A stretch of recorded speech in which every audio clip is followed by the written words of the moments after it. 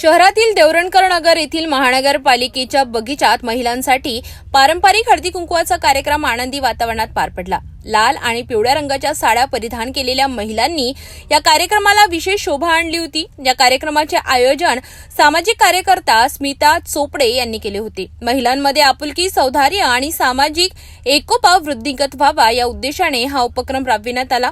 कार्यक्रमात पारंपरिक पद्धतीने हळदी कुंकू लावणे, वाण वाटप, सौभाग्यवतींचा सन्मान तसेच आपुलकीच्या भेटीगाठी झाल्या। यामुळे संपूर्ण परिसर आनंद, रंग आणि संस्कृतीच्या सुगंधाने दरवळून गेला होता। कार्यक्रमादरम्यान महिलांनी एकमेकांना शुभेच्छा देत सणासुदीच्या परंपरेचे जतन करण्याचा संदेश दिला। अशा उपक्रमांमुळे महिलांना एकत्र येण्याचे व्यासपीठ मिळते तसेच परिसरातील सामाजिक नातेसंबंध अधिक दृढ होतात असे मत उपस्थित महिलांनी व्यक्त केले।